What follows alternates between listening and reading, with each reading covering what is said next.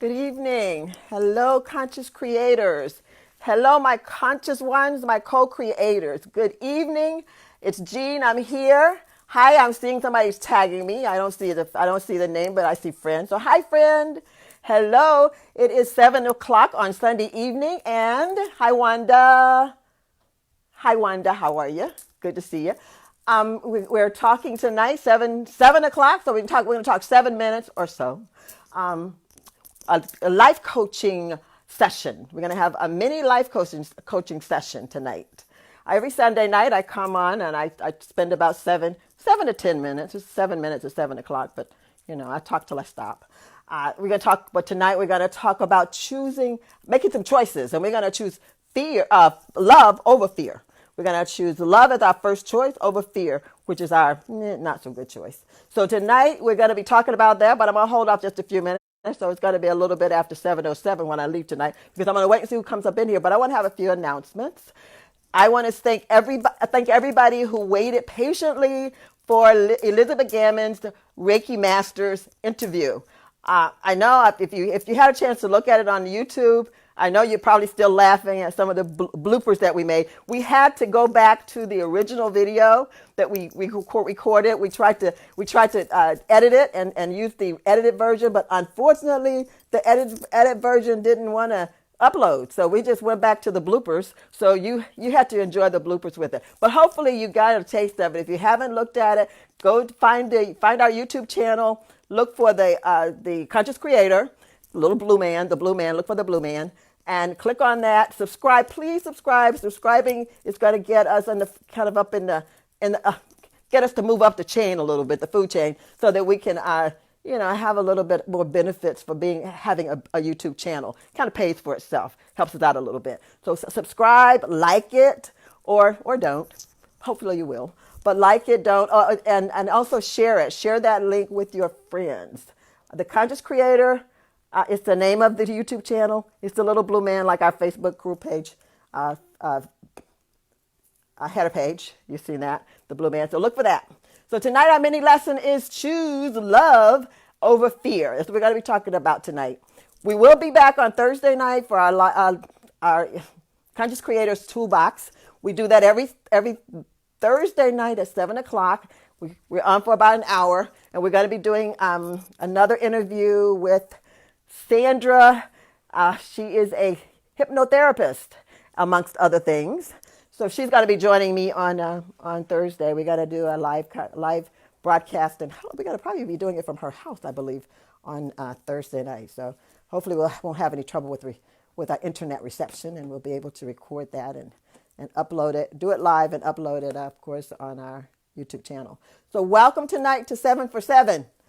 7 o'clock, 7 minutes, mini life coaching session. And we're talking about choosing love over fear. Most people think, and I'm one of them, who believe that there's only two primal emotions for humans, for us. We have two primal emotions, and every other emotion kind of filters out of these two emotions. And those emotions are love and fear. Now, a lot of people say, well, I think hate is the opposite of love. And it is not. Hate is actually a symptom or a result or a byproduct of fear. Okay?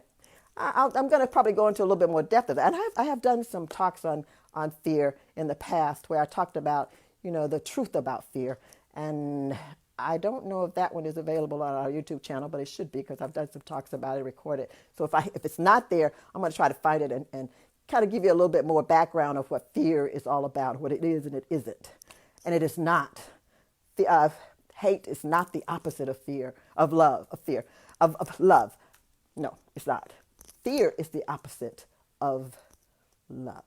Okay? And I'm going to tell you, I'm not a Bible study. I'm not a student or scholar, if you would. But I'm going to give you remind you of a story. Remember the story of Adam and Eve in the Bible? I'm going to tell you, I'm digressing a little bit, so it's going to already take a few more minutes of 7. Anyway, the Bible study. Remember in the Bible, if you know the Bible, the story of Adam and Eve and how they were in the Garden of Eden and they had access to all of these beautiful things and this lovely stuff, and and whatever they wanted to do, and they could just play and have fun all day, and it was just a life of luxury. They loved it. And then, and then of course, Father came down, and Father told them that, you can do anything you want to. You can have fun, just have a blast. But you see that tree over there? You can't eat it. Don't touch that tree. Don't eat the fruit from that tree. You can eat all the other trees. There's a million other trees in the garden. Anywhere you want to go, everywhere, anywhere, anything. But don't touch that tree. Don't bother that tree. Well, of course, hard-headed kids, and your mom and dad, you probably know that we got kids that, let me just go see. I know she said this was hot, but I'm going to touch it anyway. That happens. So, of course, I think it was Eve, in fact, that who went over, and she was tempted by the serpent. I think it was a snake or something in the garden, slithering away.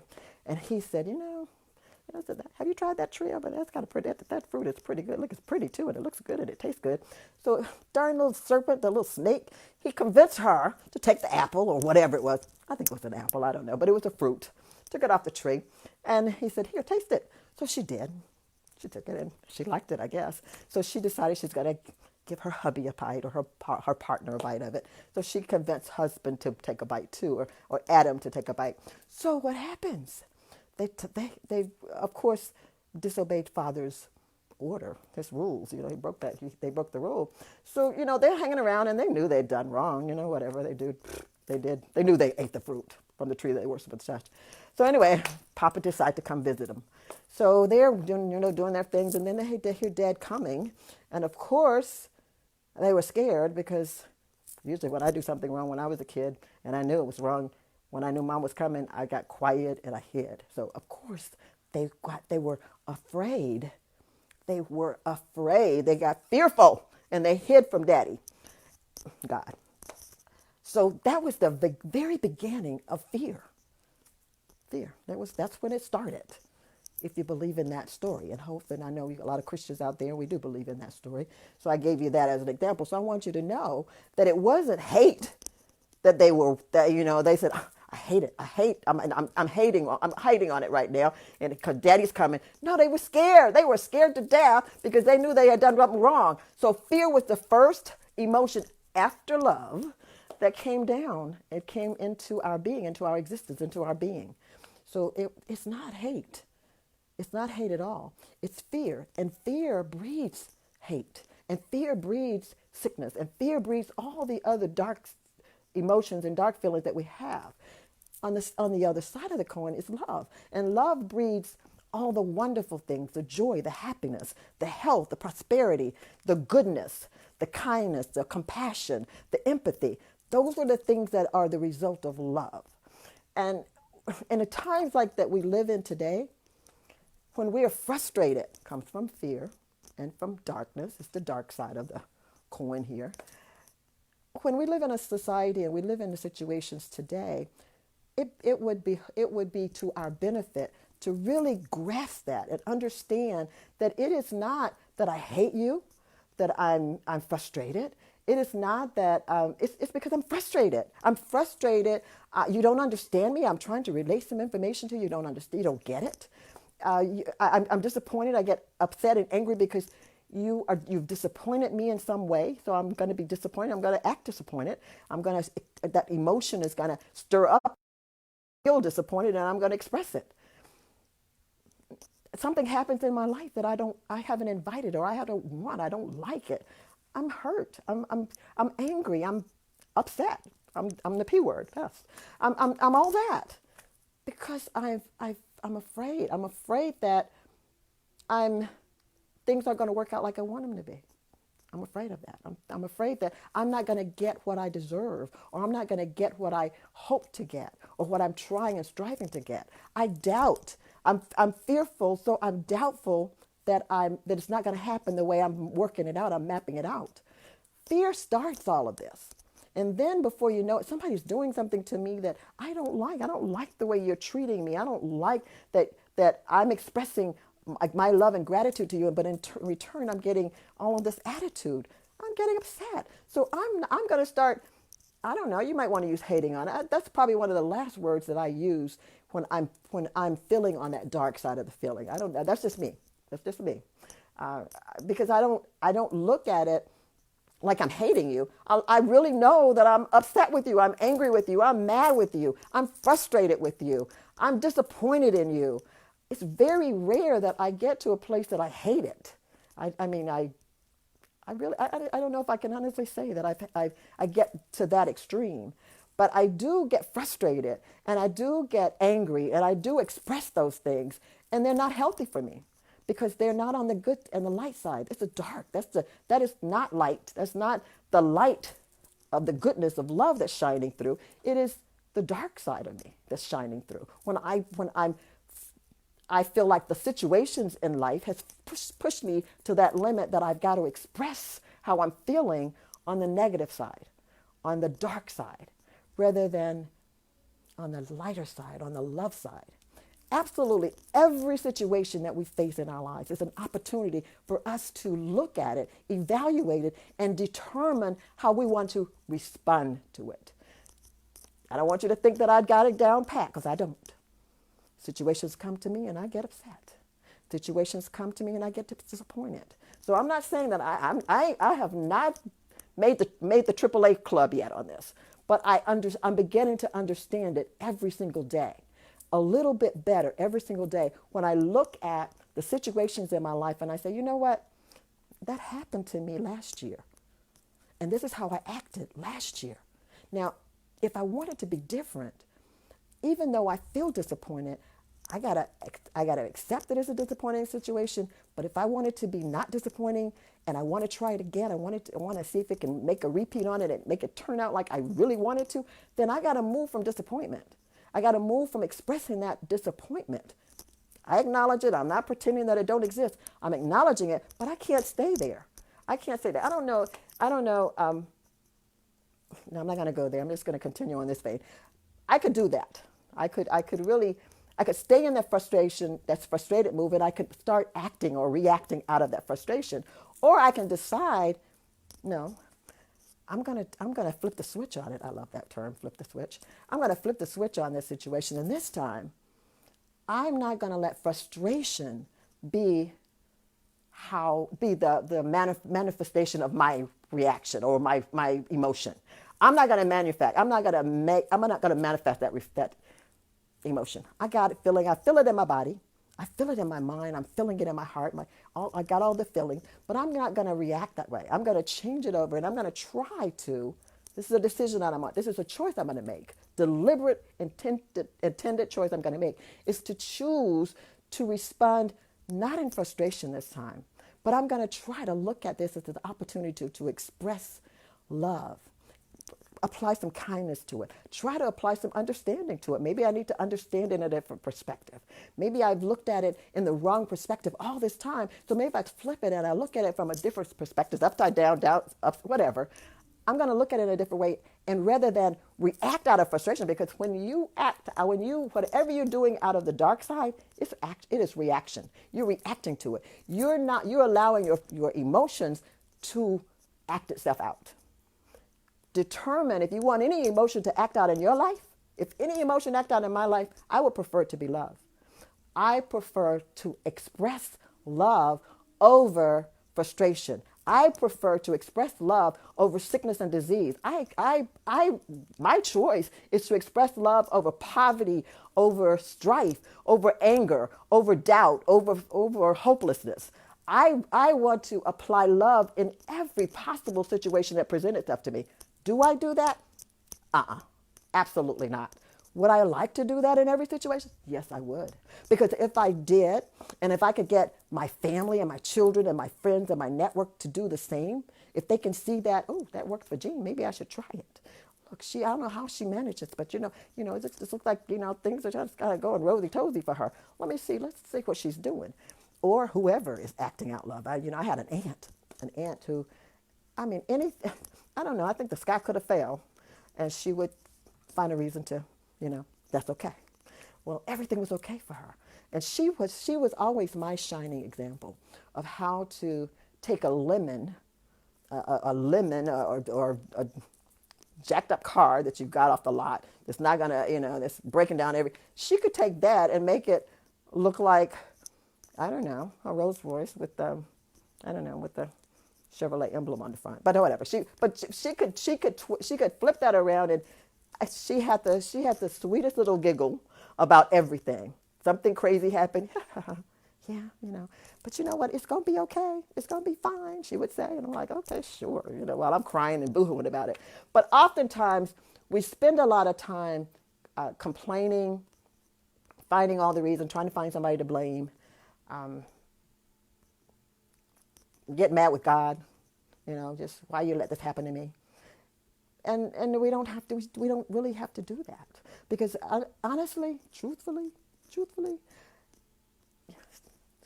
stop thinking and stop thinking. First of all, stop thinking that God is trying to punish you for anything. Okay, He is not the kind of parent or father or creator or universe or the source that will give you the opportunity to choose whatever you want to choose, whether it be good, bad, or indifferent.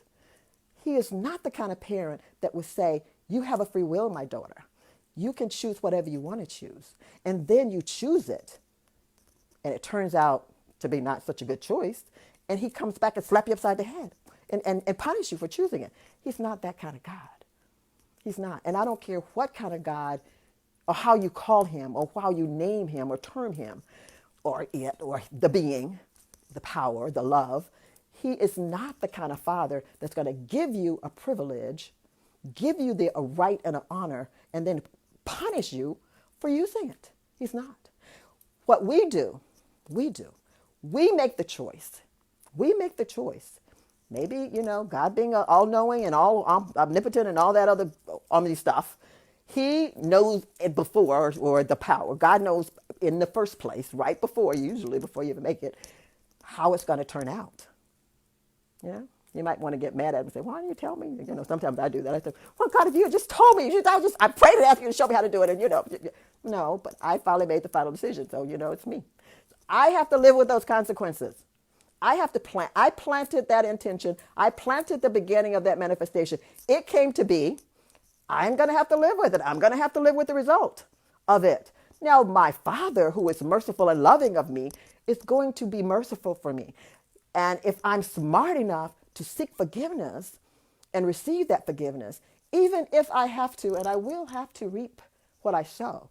Forgiveness is not going to be erasing the consequences or erasing the benefits that I'm going to get. No, the forgiveness is giving me the opportunity to have some mercy as I'm going through that lesson that I've learned on the front side. I've learned it, but I still got to reap what I sow. I've got to reap that consequence or enjoy the benefit, whichever the case may be.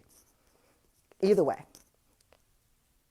God gave us the right, the privilege, the freedom of will, the freedom of choice to choose love or choose fear. Take the apple off the tree or not take the apple off the tree. Bite the apple or not bite the apple. But whatever we do, it's us who decided it, who made the decision to do it. And it's the individual me who's got to live through the consequences or, again, enjoy the benefit if that happens to be the result. I kind of try to downplay, and I'm going to be done when I finish here. I try to downplay mistakes. I change them to results. Because everything I do, it is a result. It might not be the result that I want or intended or I thought it was going to be when I started the manifestation way back when. But as it appears, ooh, that's not exactly what I want. I could call it a mistake. You know what? We call it in Christendom, is that a word? I don't know. Us Christians, us believers, we call it sin. When we go out to strike, to hit a mark and we miss it, we call it sin. We call it sin. I don't know. You guys may have a different look at sin, but that's basically what it is. It's just reaching, trying for something and missing. Every time I try for something and I miss that mark, and even if I'm just a tad bit off, and it's not exactly what I've missed the mark, so I've sinned. I have failed. I have come up with a result that I didn't want. God is easy and he is free and just willing and able always to forgive us. Absolutely every time he'll forgive us. For any mistake but we have to recognize it so we can ask for that forgiveness. Oops, I made a mistake. My bad. I'm sorry. Please forgive me. Stop. Before you get it out, you're done. It's done. And mercy is already set up for you as you live through the results and the consequences, because you do have. Unfortunately, there's no way around it. You got to get it. My grandma say you might not live in this life to see it, but in the next life when you come back, you're gonna have to get it. You're gonna have to get it before you're done, before eternity's over, and eternity's never over. So you got to get it done at some point in one of these existences or lives that you are so fortunate and blessed to be able to live. You got a result. You've got to pay. You got to reap what you sow, whether it be good result. I mean, good and wonderful and great things, or not so great things. So I'm saying this, and I want to, of course, I want to let you know, and I want to share this with you. And I know that all of you are probably feeling this, especially of those of us who live in the metropolitan Atlanta area. We're probably feeling very heavy, and I do have a very heavy heart. I'm probably not spinning and vibrating like I usually do because I'm a little heavy. I'm a little sad, and that, of course, comes from fear, and that comes from the dark side of it. It's not from love. Because if I was love, I would be spinning off the chain like I usually am. But I'm a little slow tonight, but that's okay. Because I feel the love and the light coming toward me from you. And I hope you feel it going back to you, because even even though I'm not bouncing off the wall like I usually am, trust me, I am. There's love there. There's love there, and it ain't going nowhere. It's not going anywhere. I will never lose my faith and my hope that things can be better. So I'm going to ask you to join with me. Let's manifest. Let's manifest some difference in the situations that we have faced too many hundreds of years. Too many hundreds of years. We've talked about it. We've looked at it from all kind of angles. We've had summits. We've had conferences. I've even had intolerance class training. Everybody's done it. But you know what? Maybe if we just take some time and apply some imagination. I don't know. I love imagination. You know, my kids call it pretending. Mom, you want to pretend? Well, it's imagination. I like to use my imagination to imagine what I want to see. And as far as the relationships between the people that serve us and us, the people that are served, the powers to be, and us who's under that authority of the powers to be. I know, I can imagine what I want it to be like. Can you imagine what you want it to look like? We know what we don't want because this is what we got. This is what we got. We don't want it. We know we don't want this. We don't want the way it was 100 years ago. We don't want that. And I don't care what color you are or what you profess to be matter, what part of that matter you are. It doesn't matter, because we are mankind. We are humankind, and we are the same kind. So no matter what side you're on or where you think you are one and the same. And I say in a flash, we fight amongst ourselves. We fight amongst ourselves, and we don't even realize that's what we're doing. We don't even really realize that's what we're doing. And of course, Father's up there looking at it and wondering, they're going to get it right. Yeah, we are. Because we know what we don't want. That's the first thing that I say is the first part of manifestation is know what you don't want. We got it. We got what we don't want. Let's put our minds and our imaginations and our hearts together. Equip it with love. Ground it, root it and ground it in love. And let's come up with what we do want. What is it that we want it to look like? What do we want it to taste like and feel like and smell like? What is it? I know what I want to see. Do you know what you want to see? I really want you, whoever you are. And manifestation can start with only two people. If I can find one person that could sit down and we can have that. And I had a great conversation today, and I did find one person. So I have one person that I know that, we kind of figured out what we wanted to see. And you know what? It's about that. We're going to start making it happen. So you do the same thing. Sit down within your heart of hearts and decide, this is what I don't want. You see this picture? You see the news. You hear the news. That's what I don't want. But this is what I do want. This is what I want. This is what I want it to look like.